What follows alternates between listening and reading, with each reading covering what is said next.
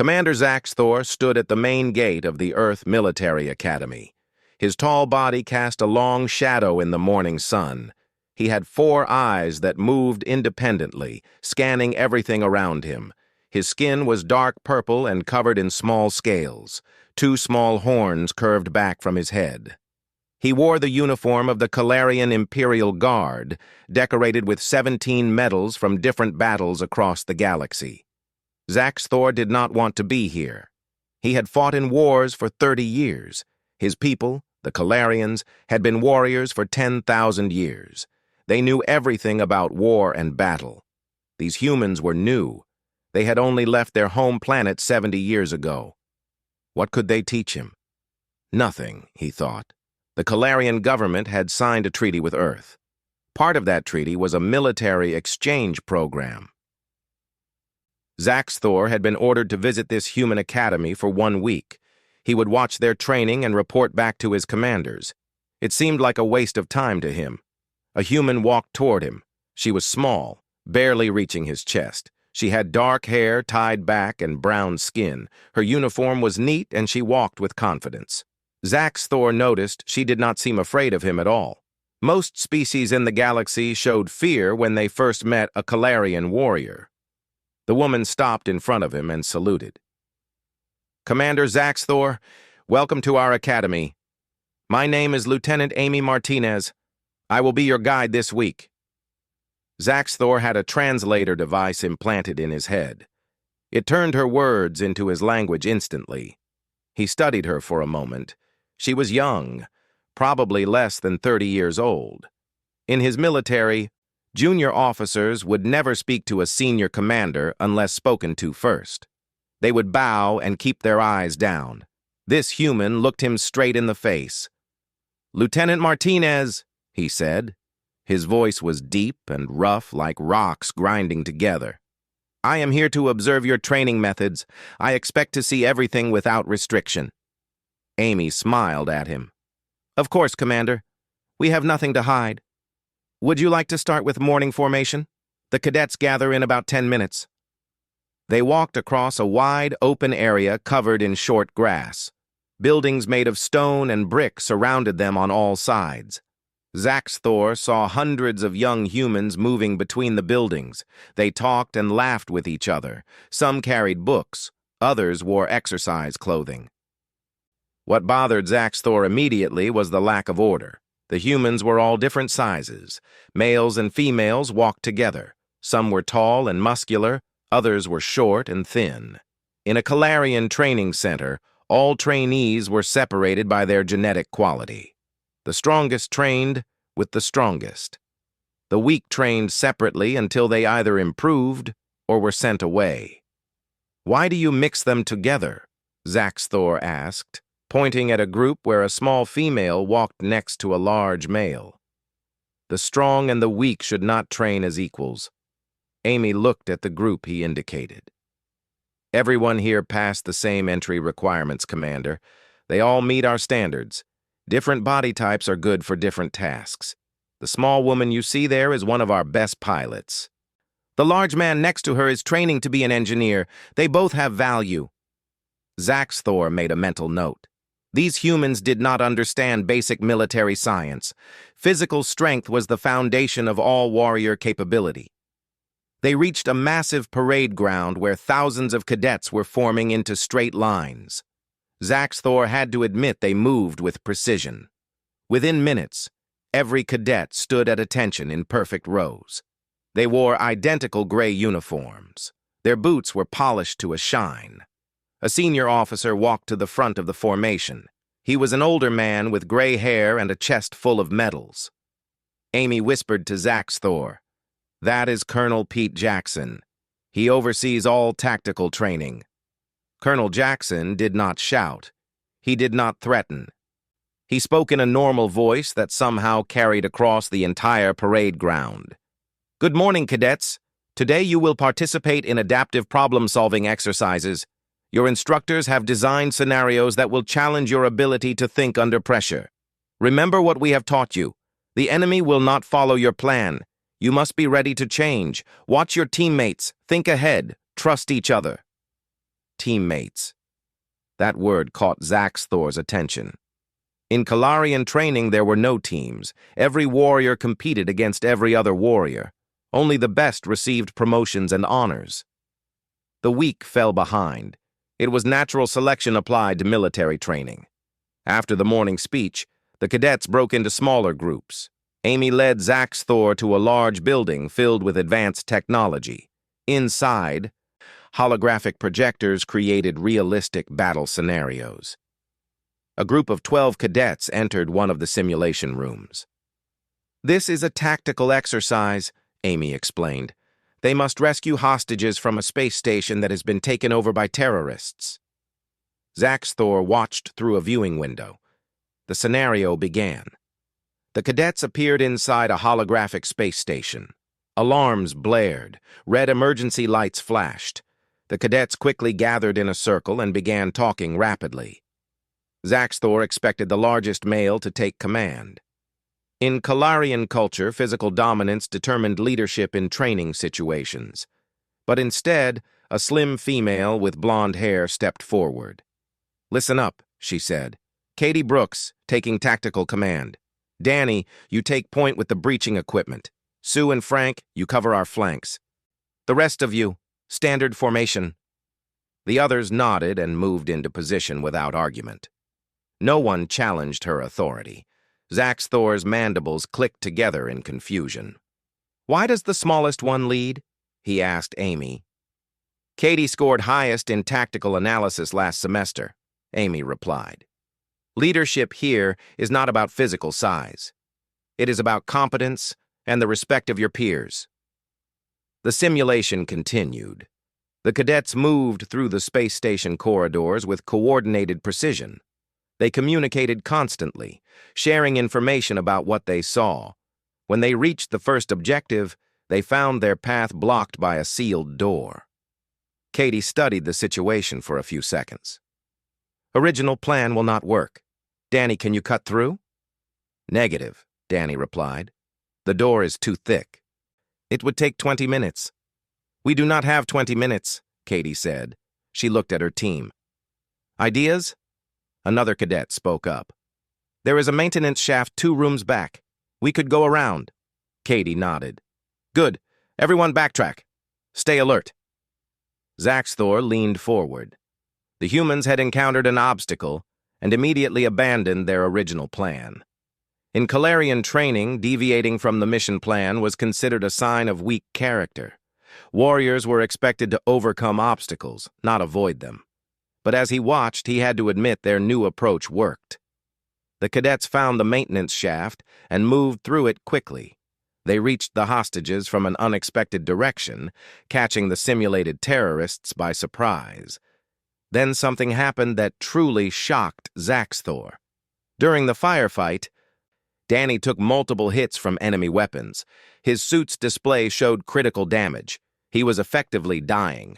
But instead of withdrawing to save himself, Danny held his position. He kept firing, keeping the enemy pinned down while his teammates completed the rescue. The simulation ended. The cadets had succeeded. They emerged from the room sweating and breathing hard, but they were smiling. They immediately gathered in a circle again. Katie spoke first. "Good work, everyone. But I made a mistake at the beginning. I should have considered alternative routes before we even started. That would have saved us 3 minutes," Danny added. "I exposed myself too much during the final breach. That is why I got hit." The others offered their own observations. They criticized their own performance openly. No one made excuses. No one blamed others for mistakes. They simply analyzed what had happened and discussed how to improve. Zaxthor stood in silence, processing what he had witnessed. In Kalarian training, failure resulted in punishment. Warriors who made mistakes were demoted or expelled. Fear of failure drove Kalarian soldiers to perfection. But these humans seemed to view mistakes differently. They did not fear failure. They studied it. They learned from it. And somehow, despite this seemingly soft approach, they had completed a difficult, tactical scenario successfully. "In my culture," Zaxthor said slowly. Failure results in serious consequences. How can they improve if you allow them to make mistakes without punishment? Amy turned to face him. Her expression was serious, but not hostile. Commander, we do not allow mistakes in real combat. But this is training. This is where they learn. If they cannot fail safely here, they will fail catastrophically in real battle. We teach them to analyze their errors and correct them. That makes them stronger, not weaker. Zaxthor did not respond. He was not ready to accept her explanation, but he could not deny what he had seen. The human cadets had demonstrated skill, coordination, and adaptability. They had worked together seamlessly. They had overcome obstacles creatively, and they had done it all while following a leader who was physically the smallest among them. His first day at the academy had already challenged assumptions he had held for his entire military career, and he still had 6 more days to go. The next morning, Amy took Zaxthor to the academy's medical center. The building was clean and white, filled with the quiet hum of advanced medical equipment. In Calarian military culture, injured soldiers received quick treatment and nothing more. If a warrior could not return to duty within 10 days, they were removed from military service permanently. A human doctor met them at the entrance. She had black hair streaked with gray and wore a white coat over her uniform. Her name tag read, Dr. Lisa Chen. Commander Zaxthor, she said with a warm smile. Amy told me you would be visiting today. Welcome to our medical facility. I am happy to show you how we train our medical personnel and care for our cadets. Zaxthor followed her through the building.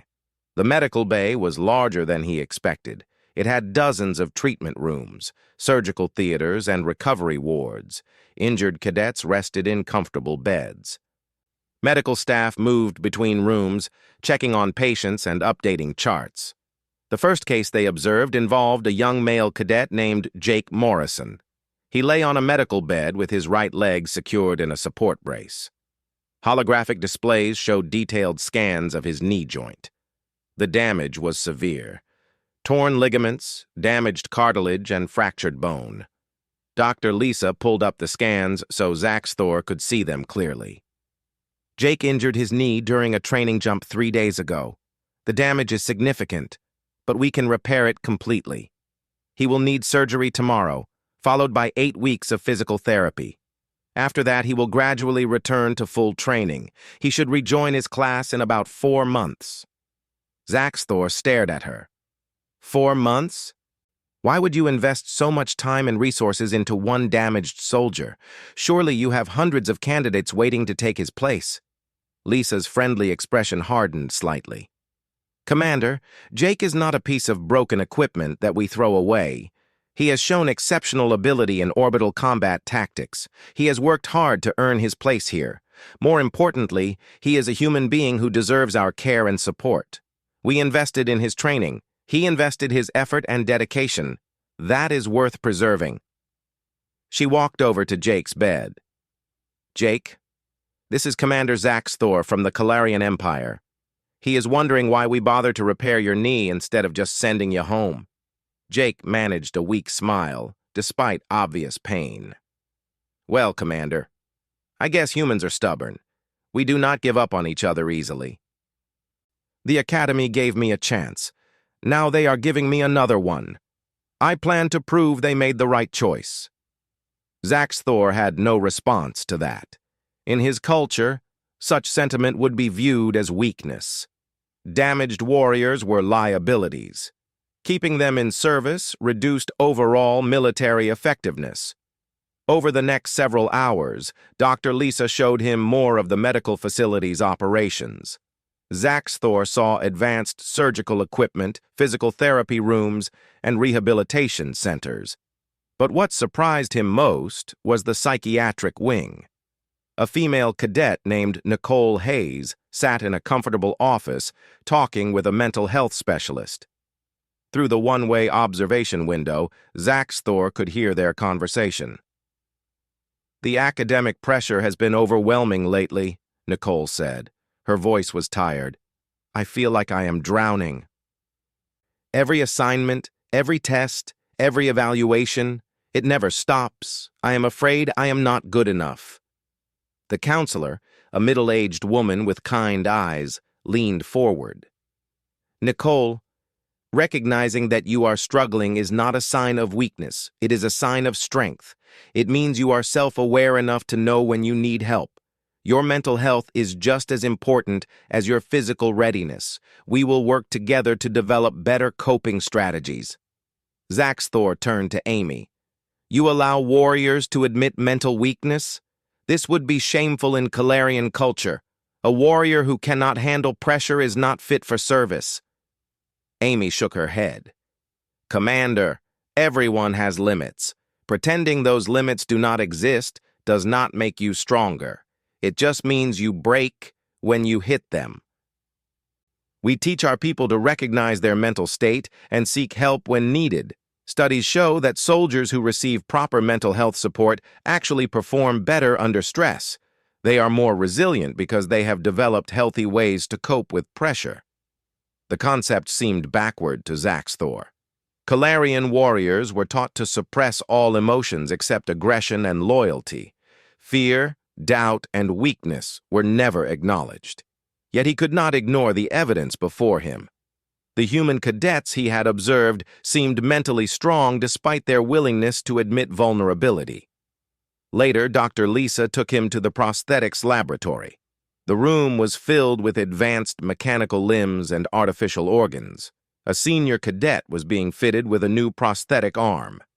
His name was Greg Palmer, and he was missing his left arm from the elbow down. Greg lost his arm during a training accident in his first year, Lisa explained. He was learning to operate heavy machinery when a hydraulic system failed. We could have discharged him from the academy. But Greg wanted to stay. He wanted to continue his training. With the prosthetic arm, he is not just capable of performing his duties, he is one of our top combat engineers. Zaxthor examined the prosthetic with interest. The technology was impressive, roughly equal to Calarian medical engineering. The artificial arm moved smoothly, responding to nerve signals from Greg's brain. But it was not the technology that surprised him. It was the philosophy behind its use. You would rather rebuild a damaged soldier than simply select an undamaged replacement? He asked. Greg answered for himself. He flexed his prosthetic fingers, demonstrating their full range of motion. Commander, I know I lost my arm, but I did not lose my mind. I did not lose my training. I did not lose my determination. The Academy gave me a second chance.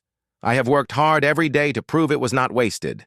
Last semester, I had the highest marks in my engineering class. They moved to another section of the medical bay, where soldiers who had completed their service were receiving long-term care. An older man sat in a wheelchair, his legs paralyzed from a combat injury years ago. Medical staff were fitting him with an experimental neural interface that might restore some movement. This is Sergeant Kevin Hughes, Lisa said. He was injured in combat 5 years ago while protecting a civilian evacuation. He will never walk again naturally, but we are still working to improve his quality of life. Even though his military service is over, we have not forgotten him. Zaxthor was confused. He can no longer serve. Why do you continue to spend resources on him? Lisa's voice became firm. Because he gave everything in service to Earth. He sacrificed his legs so that others could live. We owe him a debt that can never be fully repaid. The least we can do is provide him with the best possible care for the rest of his life. That is what loyalty means, Commander. It goes both ways. We ask our soldiers to be loyal to Earth. In return, Earth is loyal to them. The sergeant looked up at Zaxthor. Despite his injuries, his eyes were clear and strong. I would do it again, Commander. Every soldier in the human military knows that if they fall, we will catch them. If they are wounded, we will heal them. If they cannot heal, we will care for them. That knowledge makes us brave. We can face any danger because we know our people will not abandon us. As they left the medical bay, Amy asked Zaxthor a question. "Commander, what happens to injured Calarian soldiers?" Zaxthor was silent for a long moment. He did not want to answer, but he valued honesty. In Calarian culture, we believe that preserving weakness dilutes strength. Soldiers who cannot meet physical standards are removed from service. Genetic perfection is the foundation of military effectiveness. Only by maintaining the highest standards do we ensure our military remains strong. And how many experienced warriors do you lose that way? Amy's question was gentle but pointed. Zaxthor had no answer. He had never considered it before. In his 30 years of service, he had seen thousands of skilled warriors removed from duty due to injuries that humans would consider repairable. How much knowledge had been lost? How much experience wasted? They stopped at a window overlooking a physical therapy room. Inside, a dozen injured cadets worked with specialized equipment, slowly rebuilding their strength and mobility. Some had broken bones, others had torn muscles. A few were recovering from major surgeries.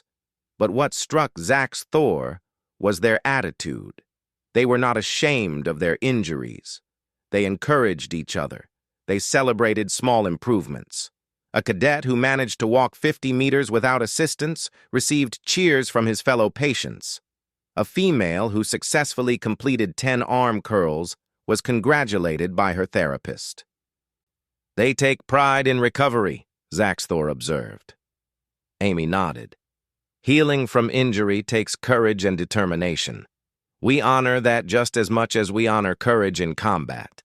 Refusing to give up, working through pain, forcing your body to function again when it does not want to. That is warrior spirit, Commander.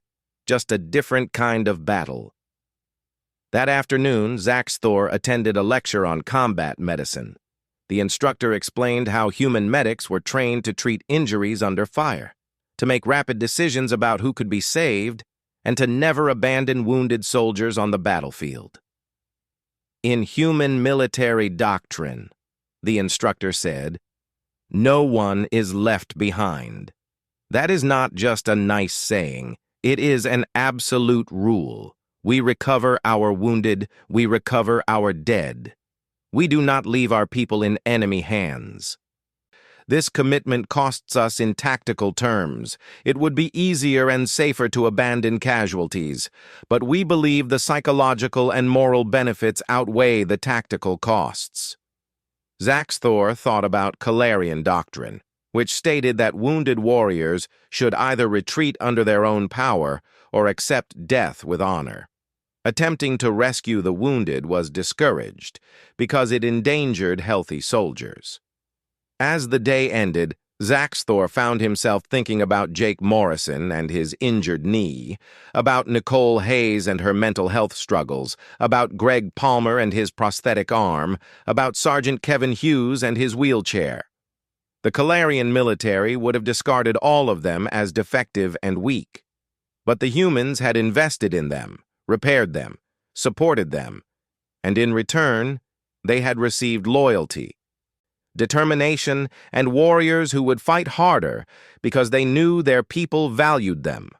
Perhaps, Zaxthor thought, there was more than one way to build an effective military. On the third day, Zaxthor arrived at the combat training grounds. He expected to see basic tactics and primitive weapons handling. Instead, he found a massive training complex that made even Calarian war games look simple by comparison. Major Scott Williams met them at the entrance. He was a tall man with broad shoulders and several scars on his face. His uniform displayed ribbons from multiple combat deployments. "Commander Zaxthor, welcome. Today you will observe our integrated warfare training. We have a multi-domain operation scenario running in about 20 minutes. You will see ground forces, air support, space operations, and cyber warfare all working together." Zaxthor had seen combined operations before. Most advanced militaries trained different branches to work together. But he had never seen such training for basic cadets. That level of complexity usually came much later in a military career. They entered a control room overlooking a massive holographic battlefield. Dozens of screens showed different views of the operation. Ground troops moved through a simulated city. Aircraft flew overhead. Ships maneuvered in orbit. And somewhere unseen, cyber warfare specialists attacked enemy computer systems. In real combat, Major Scott explained, you cannot separate these elements. A ground assault might fail because of a cyber attack you never saw coming. An airstrike might be impossible because enemy space forces control the orbital space. We train our cadets to think about all these factors at once. The operation began. Zaxthor watched a cadet named Chris Bennett lead a ground team through city streets. Chris coordinated with orbital support, aerial drones, and a cyber warfare team attacking enemy communications. The level of coordination was remarkable. What impressed Zaxthor was the trust. Chris made decisions based on information he could not personally verify. When the cyber team reported they had disrupted enemy sensors, Chris immediately changed his approach. He trusted that information completely without demanding confirmation. In Calarian training, such trust would be considered dangerous. Information was always verified through multiple sources. Commanders trusted only what they could personally confirm. Relying on others was a sign of weak leadership. What if the intelligence is wrong? Zaxthor asked. What if the cyber team makes a mistake?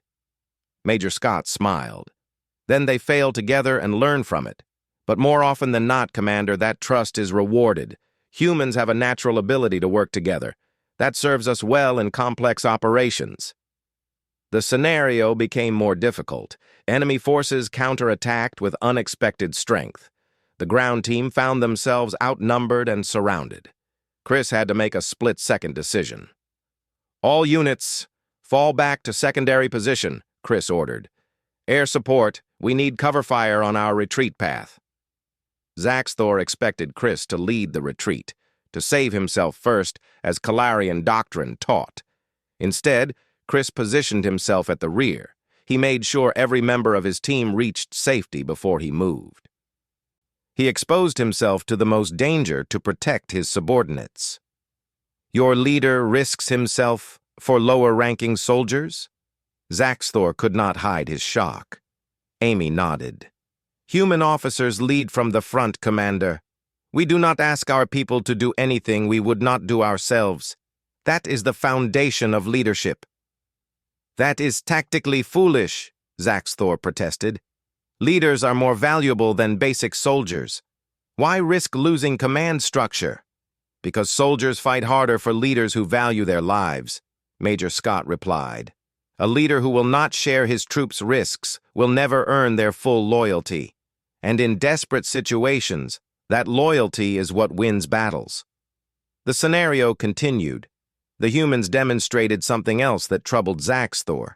They changed their plan in the middle of the operation.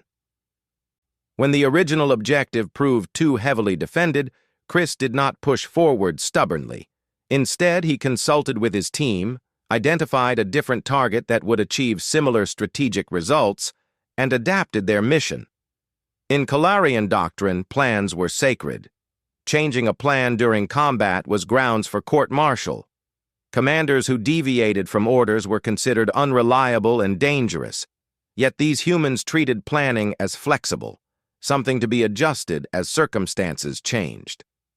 Plans never survive first contact with the enemy, Major Scott said, as if reading Zaxthor's thoughts. We teach our cadets to think, not just follow orders. In modern warfare, by the time you ask for new orders, the situation has already changed. Our junior officers need to make decisions on their own. The afternoon brought something even more surprising. A different scenario involved moral and ethical decision-making under combat pressure. The cadets faced a situation where completing their military objective would result in civilian deaths. Zaxthor watched as the cadet commander, a serious young woman named Beth Johnson, struggled with the decision. She had clear orders to destroy an enemy communications hub, but intelligence showed it was located beneath a civilian shelter with 300 people inside. Beth discussed the situation with her team for several minutes. They considered alternatives, analyzed risks, and debated the morality of the action. Finally, Beth made her decision. Command, this is Ground Team 7. I cannot execute the strike order. The civilian casualties would be too high compared to the military value of the target. I recommend we find an alternative objective or develop a more precise strike method. The simulation ended. Zaxthor expected Beth to be punished severely for refusing orders. In Calarian military culture, such disobedience would result in immediate execution. Instead, the evaluating officer praised her. Cadet Commander Beth Johnson demonstrated exactly the kind of moral courage we expect from our officers. She understood that following orders blindly can sometimes cause more harm than refusing them. The ability to make difficult ethical decisions under pressure is what separates professional soldiers from killers. Beth, excellent work. Zaxthor turned to Major Scott in disbelief. You reward disobedience. We reward moral courage and critical thinking, Scott corrected. There is a difference between disobedience and refusing an unlawful or unethical order. We want officers who understand that difference. History has shown us what happens when soldiers follow evil orders without question. We will not make that mistake again. They watched several more scenarios throughout the day. In each one, human cadets demonstrated abilities that challenged Zaxthor's understanding of military training. He saw a small female cadet defeat a much larger male in hand-to-hand combat by using superior technique and speed. In Calarian culture, physical size determined fighting ability. But this human proved that skill could overcome raw strength. He saw a team of cadets navigate a complex hostage rescue where they prioritized minimizing casualties over completing the mission quickly. They took risks to protect innocent lives, even when a faster, more violent approach would have been easier. He saw cadets from different specializations work together seamlessly. Engineers provided technical support to infantry. Pilots adjusted their tactics based on ground force needs. Medical personnel moved forward into danger to treat wounded soldiers instead of waiting in safety. Most shocking of all, he saw cadets openly disagree with their leaders without punishment. When a team leader made a questionable decision, subordinates felt free to speak up and suggest alternatives. The leader listened to their input and sometimes changed his mind based on what they said. In Calarian military culture, questioning a superior's decision was unthinkable. Orders flowed down the chain of command without debate. Subordinates who questioned orders were punished harshly to maintain discipline. But these humans operated differently. They seemed to believe that good ideas could come from anyone, regardless of rank. They encouraged junior members to speak up if they saw problems. They viewed disagreement as healthy, not threatening. Late in the afternoon, Zaxthor observed a survival training exercise. A group of cadets was dropped into a simulated hostile environment with minimal equipment. They had to survive for 72 hours while evading enemy patrols. The cadets immediately began working together. They pooled their limited resources. They took turns keeping watch so others could rest. When one cadet injured his ankle, the others did not leave him behind. They fashioned a support brace from available materials and adjusted their pace so he could keep up. "Why do they not leave the injured one?" Zaxthor asked. "He slows down the entire group. Their chances of success would improve if they abandoned him."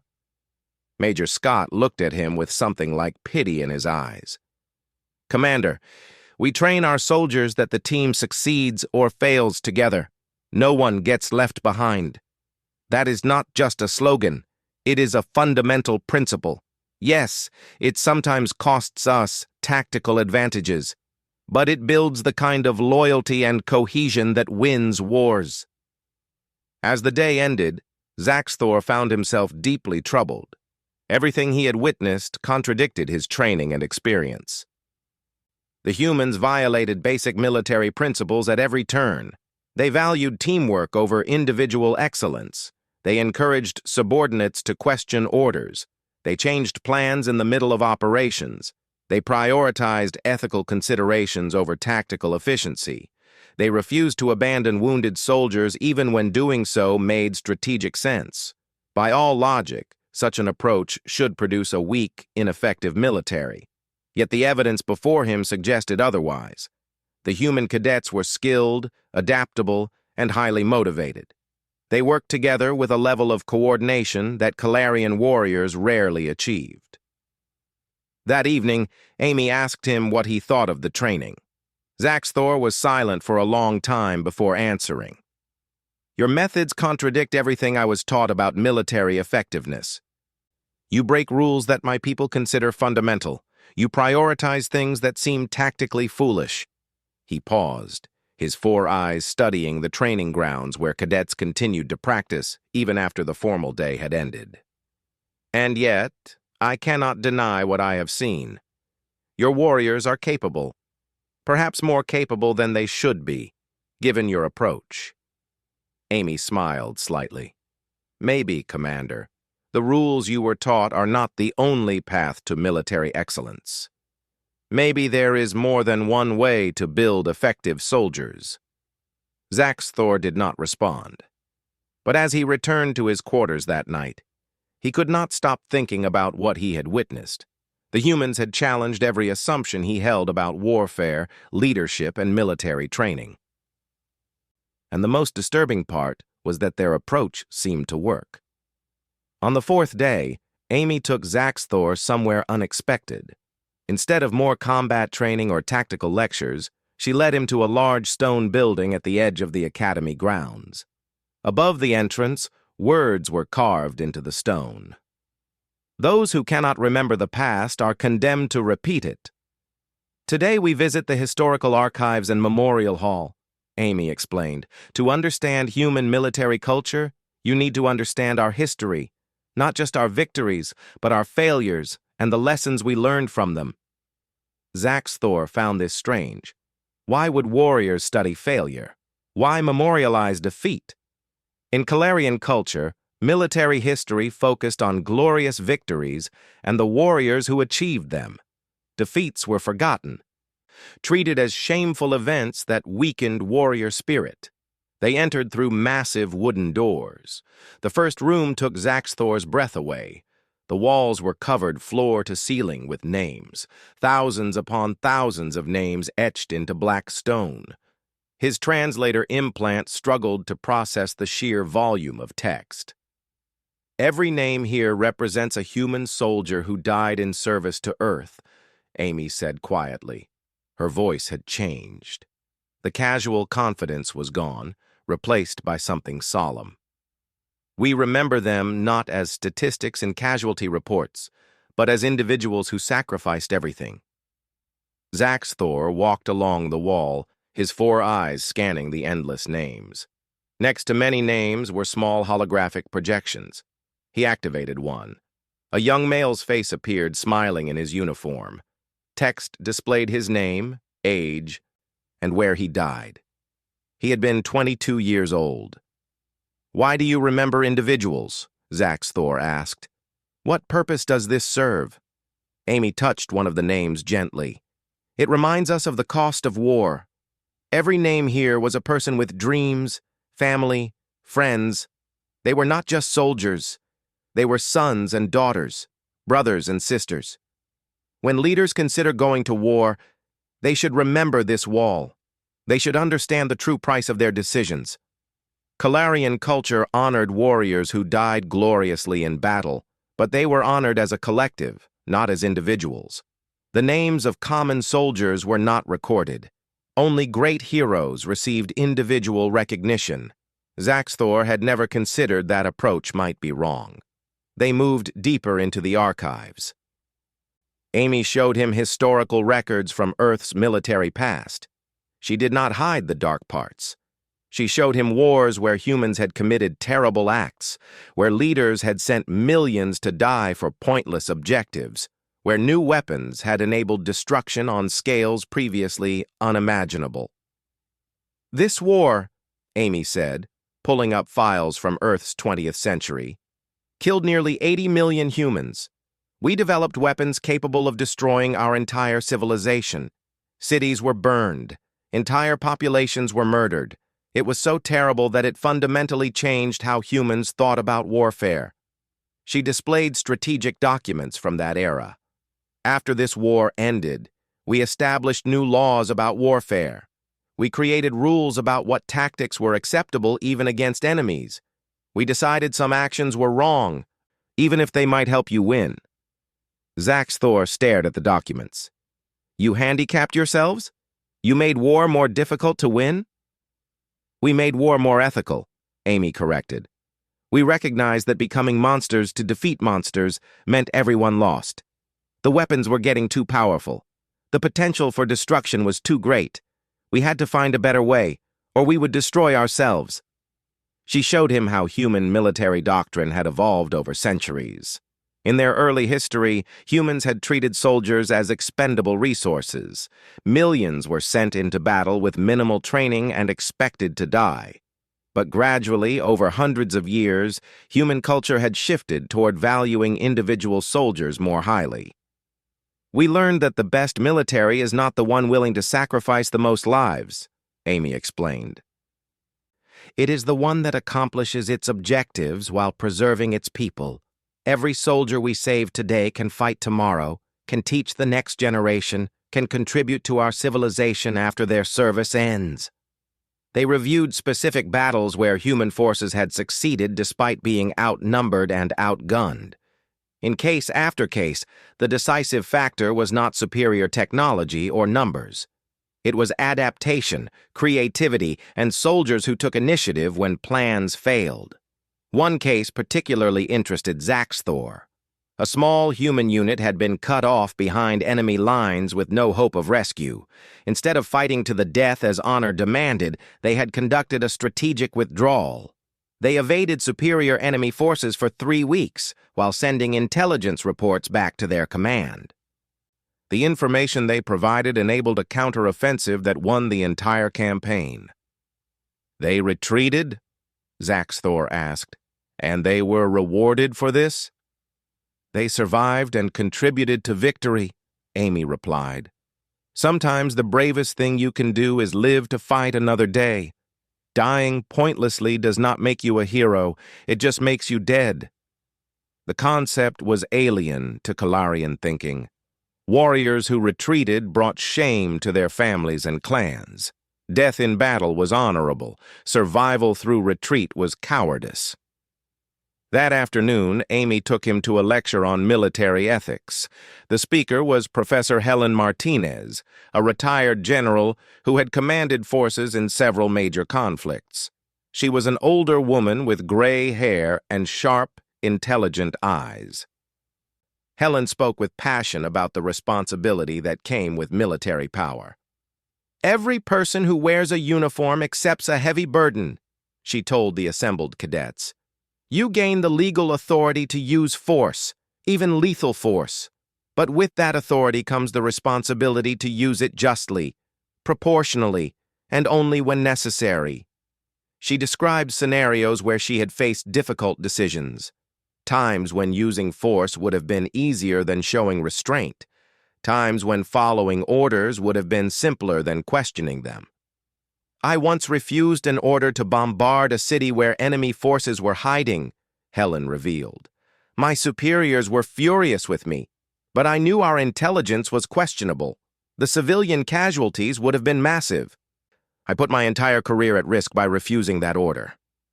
A cadet raised her hand. What happened, General? It turned out I was right. The intelligence was faulty. The enemy forces were not even in that city. If I had followed orders, we would have killed thousands of innocent people for no military gain. Helen paused, looking around the room. But even if I had been wrong, I would still have been right to refuse. Some orders should not be followed no matter the personal consequences. Zaxthor listened in stunned silence. In Kalarian military culture, such disobedience would result in immediate execution. No discussion. No consideration of circumstances. Orders were absolute, yet this human had been celebrated for refusing orders, eventually promoted to the highest ranks. After the lecture, Zaxthor spoke with Helen privately. "General, I must ask a question. Does this emphasis on ethics not make your soldiers hesitant? In combat, there is no time for philosophical debate." Helen smiled at him. "Commander, ethical training does not make soldiers hesitant. It gives them a framework for making rapid decisions they can live with afterward. A soldier who acts ethically is a soldier who can sleep at night. A soldier who does not carry crushing guilt that destroys their effectiveness over time." She continued, "We are not just building warriors, Commander. We are building warriors who can return to civilian life and live as complete human beings. A soldier who commits atrocities in war becomes a broken person afterward. That person cannot contribute to society, cannot be a parent, a spouse, a citizen. We lose them just as surely as if they died in combat." That evening, Zaxthor sat alone in the archives, reviewing more historical records.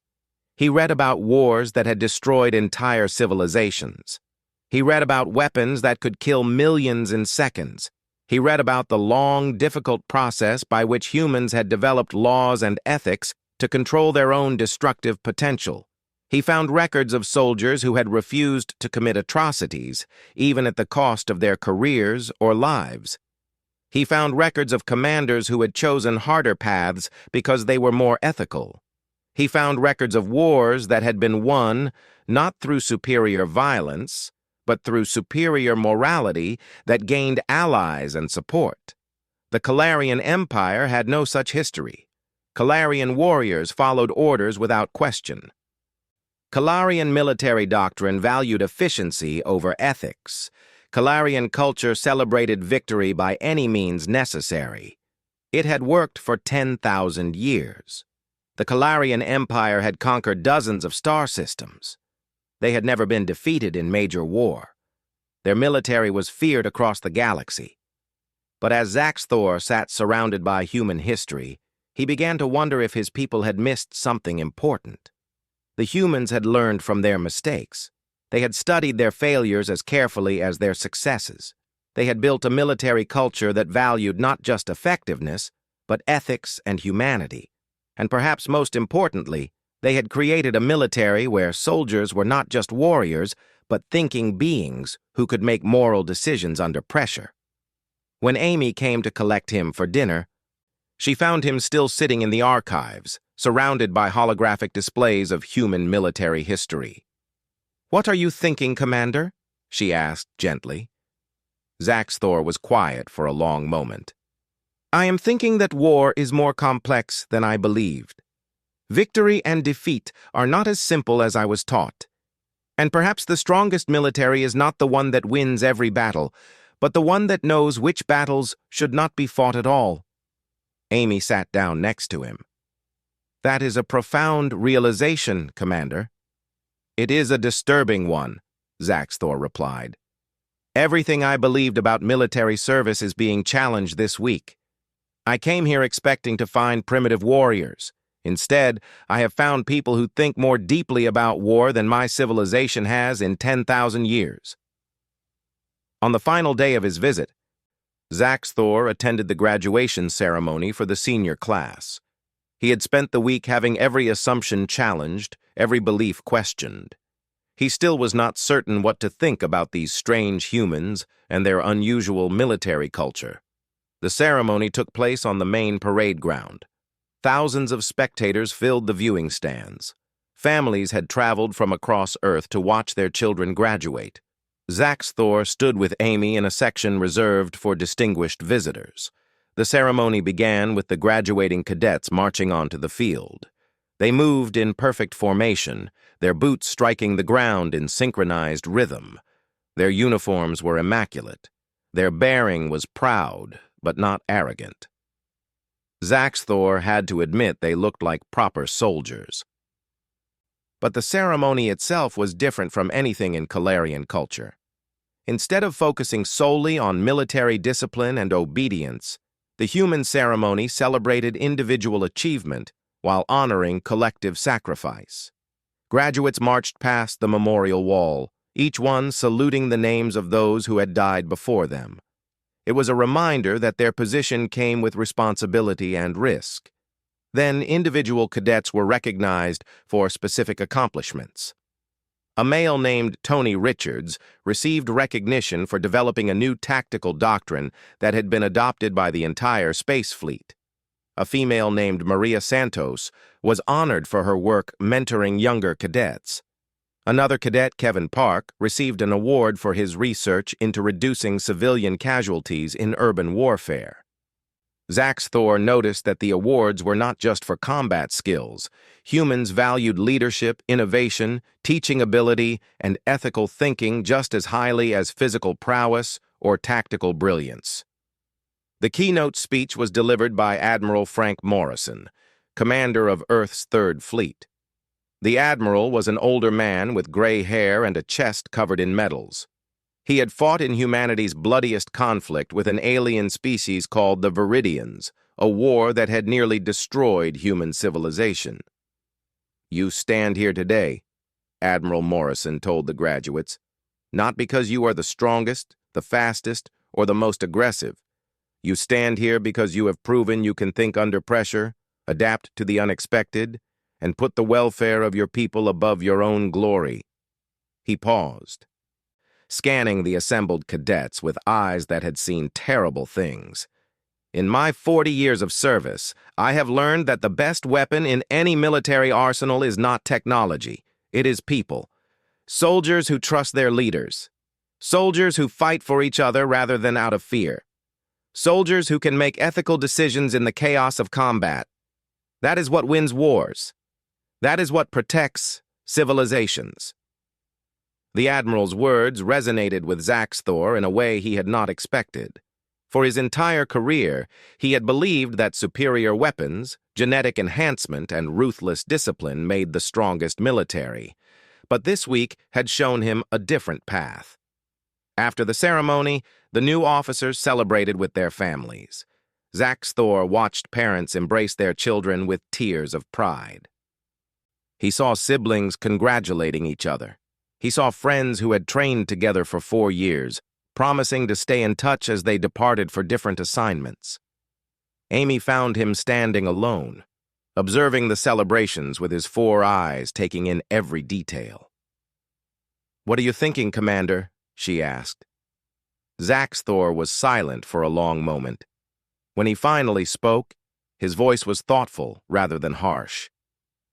"I came here expecting to find a weak military culture, one that coddled failure and valued compassion over competence. I thought I would observe primitives playing at war, pretending to understand something my people have perfected over 10,000 years. He turned to face her directly. "But I was wrong about everything."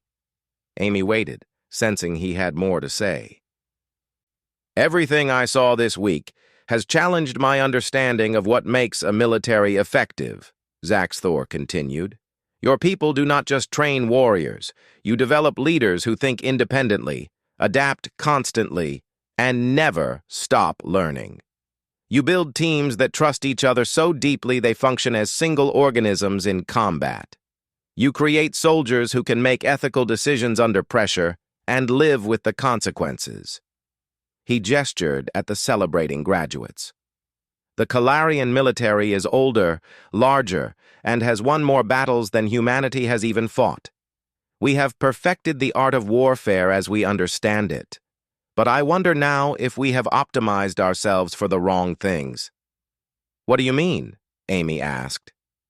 "We have created perfect soldiers for the wars we have already won," Zaxthor explained. "But you are preparing for wars that do not yet exist. You teach your soldiers to adapt to unknown challenges, to question orders that seem wrong, to value the lives of their subordinates, to make moral decisions in situations we cannot predict." He was quiet for a moment, processing his thoughts. "In Calarian culture, we believe that preserving weakness dilutes strength. We discard injured soldiers. We punish failure harshly. We demand absolute obedience. We value physical perfection above all else. This approach has served us for 10,000 years. "But what has it cost you?" Amy asked gently.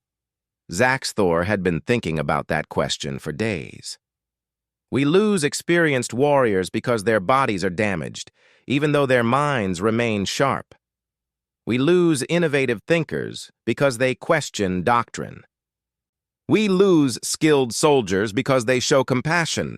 We lose moral courage because we punish those who refuse unethical orders. We have optimized for short-term military efficiency while sacrificing long-term military wisdom. A group of newly commissioned officers walked past, laughing and talking about their upcoming assignments.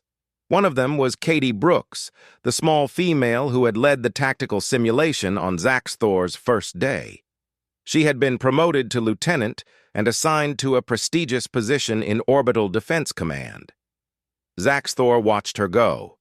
In Calarian military culture, she would never have been given command. She was too small, too willing to listen to subordinates, too ready to change plans when they were not working, but by human standards, those qualities made her an excellent officer. When I return to the Calarian Empire, I will submit a full report on what I have observed, Zaxthor said. I expect it will be controversial. Many of my superiors will dismiss my findings. They will say I have been fooled by human propaganda or grown soft during my visit. What will you tell them? Amy asked. I will tell them the truth, Zaxthor replied firmly, that we have much to learn from humanity, that our cultures are very different, but perhaps that is exactly why this exchange is valuable. That strength comes in forms I never recognized, that preserving warriors is wiser than disposing of them, that soldiers who fight for each other are more dangerous than soldiers who fight out of fear. He paused, then added something that surprised even himself. I will tell them that the galaxy considers humanity newcomers, primitives barely out of your home system. But I have seen the future this week, Lieutenant, and I think your people are going to surprise everyone. That evening, as Zaxthor prepared to depart Earth, he reflected on everything he had witnessed. He had arrived with absolute certainty, convinced of Calarian superiority in all military matters. He was leaving with questions, doubts, and a troubling recognition that the humans had discovered something his people had missed. The Calarian military had optimized for individual excellence and ruthless efficiency. They had created warriors who were physically perfect, absolutely obedient, and utterly expendable. It had worked for 10,000 years, building an empire that spanned dozens of star systems. But the humans had built something different. A military culture that treated soldiers as investments, not resources, that valued creativity over conformity, that rewarded ethical courage over blind obedience, that prioritized adaptation over strict adherence to doctrine. They had created a military that learned from every mistake, preserved knowledge through careful mentorship, and fought with cohesion born of genuine trust rather than fear. As his shuttle lifted off from Earth, Zaxthor wondered which philosophy would prove superior in the long term. The Calarian way had proven itself across 10,000 years of warfare. It had conquered enemies, built an empire, and maintained order across vast distances. But the galaxy was changing. Conflicts were growing more complex. Old certainties were crumbling. New challenges required new solutions. Perhaps the humans, with their frustrating insistence on questioning everything, their maddening refusal to accept simple answers, and their bizarre commitment to treating soldiers as precious individuals rather than replaceable units, had found a better path forward. The Calarian Empire would never admit it publicly. They would continue to view humans as newcomers, as primitives who had stumbled into the galactic community by accident. But Zaxthor knew the truth now. These strange, adaptable, endlessly creative humans were not just another species joining the galactic community. They were revolutionaries who would change everything about how warfare was understood and conducted. And the older races, including the Calarians, had two choices. They could learn from humanity and adapt their own doctrines accordingly. Or they could cling to traditional methods and risk being left behind by the very primitives they had dismissed. Zaxthor began composing his report as Earth shrank in the viewport. His words would be controversial. Some would accuse him of treason for praising the enemy. Others would say he had been brainwashed during his visit. Many would dismiss his observations without consideration, but he would write the truth anyway, because that was what a warrior owed his people. Not comfortable lies, but difficult truths. The humans were coming, not as conquerors or destroyers, but as partners and competitors.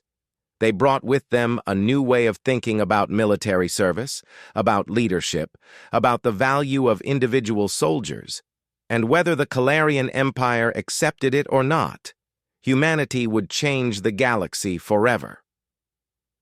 As his shuttle entered faster-than-light travel, Zaxthor allowed himself one final thought. He had come to Earth expecting to teach these primitives about proper warfare. Instead, he was returning home as a student, carrying lessons that might save his civilization from its own inflexibility.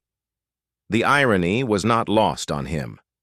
The great Calarian warrior, decorated veteran of 17 campaigns, had been educated by the species he had dismissed as backward and weak.